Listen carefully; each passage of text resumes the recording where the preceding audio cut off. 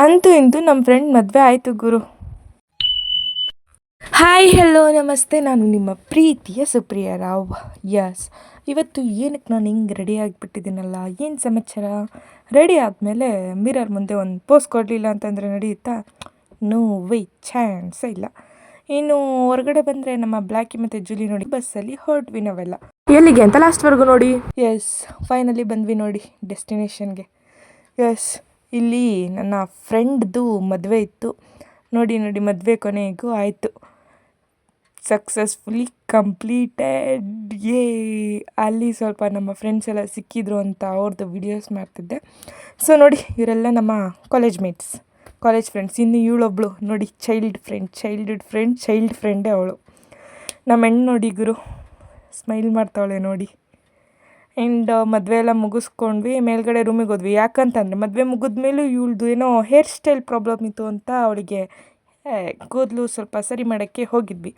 ಅಲ್ಲೂ ಮಿರರ್ ಸಿಕ್ಕಿದ್ಮೇಲೆ ಬಿಡ್ತೀವ, ಅಲ್ಲೂ ಒಂದು ವಿಡಿಯೋ ಮಾಡಿಕೊಂಡು ಊಟ ಮಾಡೋಕ್ಕೆ ಅಂತ ಹೋದ್ವಿ. ಊಟ ಮುಗಿಸ್ಕೊಂಡು ಬರೋ ಅಷ್ಟೊತ್ತಿಗೆ ಫೋಟೋಸ್ ಎಲ್ಲ ತಗೋತಿದ್ರು ಗಂಡು ಹೆಣ್ಣು. ಅದನ್ನು ನೋಡಿಕೊಂಡು ನಾನೊಂದು ವೀಡಿಯೋಸ್ ಮಾಡಿಕೊಂಡು, ಇನ್ನು ಪ್ರೀ ವೆಡ್ಡಿಂಗ್ ಶೂಟ್ದು ವೀಡಿಯೋಸ್ ನೋಡಿ ಇವಳು ನನಗೂ ಮದುವೆ ಆಗಬೇಕು ಅನಿಸ್ತಿದೆ ಅಂತ ಹೇಳ್ತಿದ್ಲು. ಸೊ ಅದಕ್ಕೆಲ್ಲ ನಗ್ತಿದ್ವಿ ನಾವು ಅಲ್ಲಿ. ಆಮೇಲೆ ಅದು ಇದು ಶಾಸ್ತ್ರಗಳಿದ್ದೇ ಇರುತ್ತಲ್ಲ, ಅದನ್ನೆಲ್ಲ ಮುಗಿಸ್ಕೊಂಡು ತುಮಕೂರು ಕಡೆಗೆ ಬಂದು ಸ್ವಲ್ಪ ಶಾಪಿಂಗಿತ್ತು ಮಾಡಿಕೊಂಡು ಕಬ್ನಾಲು ಕುಡಿದು ನಮ್ಮೂರು ಬಸ್ ಹತ್ತಿದ್ವಿ. ನಮ್ಮೂರ ಕಡೆ ಬರ್ತಾ ಭಾನುವಾರ ಆಗಿರೋದ್ರಿಂದ ಸಂತೆ ಇತ್ತು.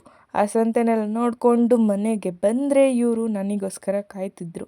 ಇವರನ್ನು ಮಾತಾಡಿಸ್ಕೊಂಡು ನೋಡಿ ಹೆಂಗೆ ಮಲಗಿದ್ದಾರೆ. ಇನ್ನು ನಮ್ಮಮ್ಮ ಬಂತು, ನಮ್ಮಮ್ಮ ಏನೇ ಹೇಳ್ತಾವ್ರೆ ಅದನ್ನು ವಿಡಿಯೋ ಮಾಡಿ. ಈ ನಡುವೆ ಅಂತೂ ಸಿಕ್ಕಾಪಟ್ಟಿ ಚಳಿ ಆಗಿಬಿಟ್ಟಿದೆ ಗುರು, ಏನು ಚಳಿ. ಇನ್ನು ಆ ಚಳಿಗೆ ಪಾತ್ರೆ ತೊಳೆಯೋಕ್ಕೂ ಆಗಲ್ಲ. ಆದರೂ ಏನು ಮಾಡ್ಬೇಕು, ತೊಳೆಯಲೇಬೇಕಲ್ಲ. ಪಾತ್ರೆ ತೊಳೆದು ಮಟನ್ ಬಿರಿಯಾನಿ ಮಾಡಿದ್ರು. ಅದನ್ನು ತಿಂದುಬಿಟ್ಟು ಇವತ್ತಿನ ಡೇನ ಇಲ್ಲಿಗೆ ಮುಗಿಸ್ತಿದ್ದೀನಿ. ನೆಕ್ಸ್ಟ್ ವ್ಲಾಗಲ್ಲಿ ಸಿಗ್ತೀನಿ. ಅಲ್ಲಿವರೆಗೂ ಫಾಲೋ ಮಾಡೋದನ್ನು ಮರಿಬೇಡಿ. Thank you for watching. Tata, bye.